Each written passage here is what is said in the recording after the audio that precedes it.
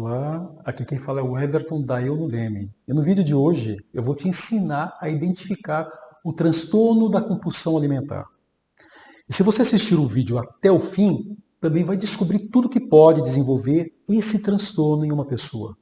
E é claro que, antes de tudo, precisamos definir o que é a compulsão alimentar, mais especificamente, o que é o transtorno do comer compulsivo. Bom, a primeira pista que podemos associar a um transtorno é a vontade compulsiva de comer, sem uma razão específica, em quantidades assustadoras. Porém, existem outras características associadas a esse tipo de comportamento que transformam o comer demais em um transtorno. Tenho certeza que todo mundo já comeu até ficar estufado algumas vezes na vida.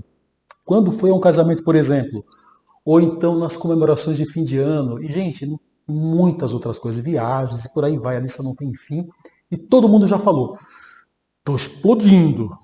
Depois de uma ceia de Natal. Gente, quem nunca fez isso e comer muito em pouco tempo pode sim ser normal em certas ocasiões. Mas agora me diz o seguinte, qual a diferença entre comer demais no Natal e comer demais toda semana? Ou dia sim, dia não? Bom, claro, a frequência. E o que configura uma compulsão alimentar de comer excessivo?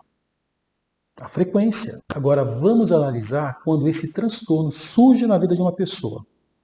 E mais tarde, quais são os fatores de risco que talvez te ajudem a entender por que alguém cria esse transtorno. Ok? Então vamos lá.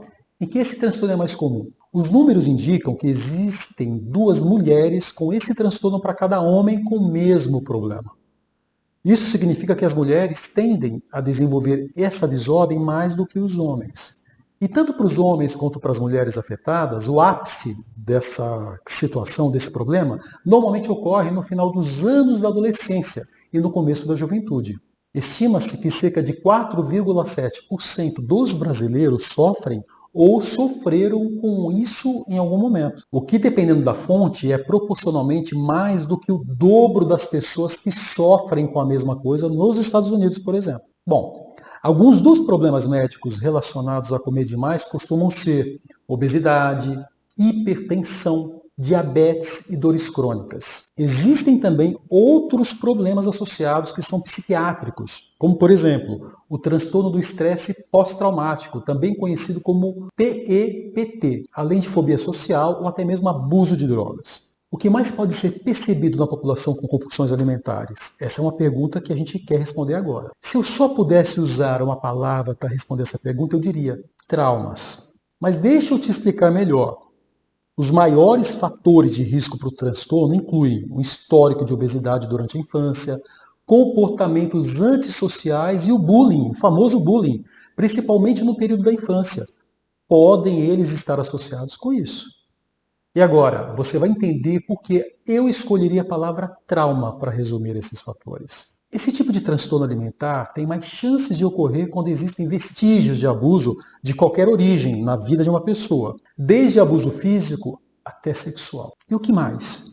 Você se lembra daquele ditado que diz que você é a média das 5 pessoas com quem você mais tem convivência? Bom, quando você tem familiares com sobrepeso e obesidade, por exemplo, existem chances maiores de que você desenvolva essa compulsão. Detalhe, note que eu falei chances, porque a mudança é possível. E não é só possível não, como também pode ser permanente. Uma pessoa que sofre com esse tipo de transtorno, quando finalmente consegue mudar, pode muito bem reverter os maus hábitos alimentares de antes para a vida toda, certo? Mas o que mais pode ser também um fator de risco? Histórico familiar de problemas psiquiátricos, visão distorcida do próprio corpo. Algumas pessoas também começam a mostrar sintomas desse transtorno quando são perfeccionistas. Interessante, né? Mas por quê? Bom, eu penso que seja por causa daquela velha história. Você começa aquela dieta e está tudo indo de acordo com seus planos, você faz tudo certinho, até você comer um pedacinho de chocolate. Aí, quando você come esse pedacinho, você se sente péssimo consigo mesmo. Diz para si mesmo que o dia de dieta foi completamente desperdiçado. E já que foi desperdiçado mesmo, por que não comer mais uma barrinha inteira? Tanto faz, então. Aí você vai lá, come o tablete inteiro e depois se sente péssimo por ter feito isso. Você diz para si mesmo que amanhã você começa de novo. E por colocar o prazo de mudança no dia seguinte, você se esbalda em tudo quanto é coisa, na tentativa de correr atrás dos prazeres que você não terá mais. A partir de amanhã você resolve. E é claro que o perfeccionismo, nesse caso em específico, não passa de uma grande autossabotagem, que te mantém preso no ciclo de compulsão alimentar. Você viu como um pedacinho de chocolate se torna uma avalanche, simplesmente porque, se o dia não for perfeito, ele não conta, ok? Não é isso? Claro que conta, gente. Tudo que você precisa é de disciplina suficiente para melhorar 1%. Sabe o que acontece se você melhorar 1% todo dia? No final do ano, você vira alguém 3.778% melhor. Você não ouviu errado, não. 3.778% melhor.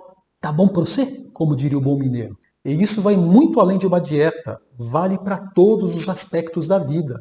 Mas enfim, dentre todos esses problemas que são decorrentes de uma saúde mental defasada, existe um fator de risco físico, que são alterações da flora ou bioma intestinal. Nosso sistema digestório é absolutamente repleto de micro-organismos que nos ajudam a processar o alimento, ou pelo menos deveria ser assim. Mas nem sempre é. Principalmente pessoas que consomem açúcar em excesso, andam muito estressadas ultimamente, não se exercitam com frequência, tomam antibióticos desnecessariamente, sofrem de insônia e fumam. A lista é longa, não tem fim, mas tudo que afeta negativamente a diversidade da sua flora intestinal pode contribuir para o transtorno do comer compulsivo. E como você pode recuperar a sua saúde digestória? Essa pode ser uma boa pergunta? Eu acho que sim. Fazendo absolutamente o contrário das coisas que eu disse. Por exemplo, comer menos açúcar, evitar o excesso de sal e gordura, se exercitar com frequência, tomar antibióticos só quando for estritamente necessário, jamais automedicação. Largar o cigarro sim, e excesso de bebidas, com certeza. Além disso, você pode começar a consumir alimentos probióticos por natureza. Em outras palavras, alimentos fermentados, coisas como kefir e vegetais fermentados. Por exemplo, além dos fatores alimentares, existem também os emocionais, que pesam nessa balança, pois estão interligados. Quem nunca passou por estresse emocional?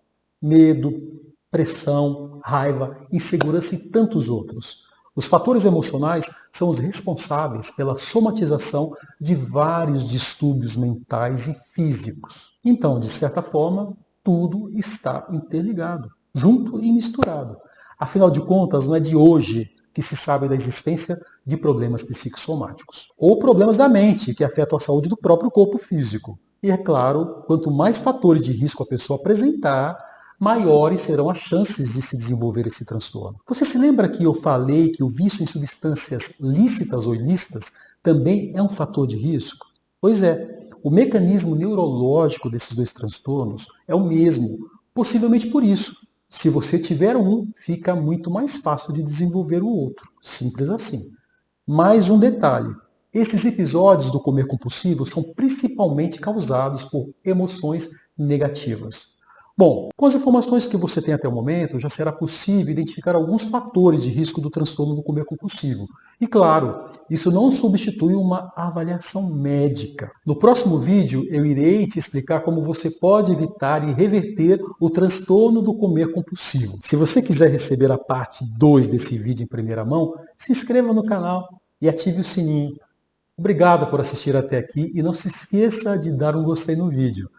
Todos os comentários são sempre muito bem-vindos e eu adoraria saber a sua opinião a respeito desse tema. Um grande abraço.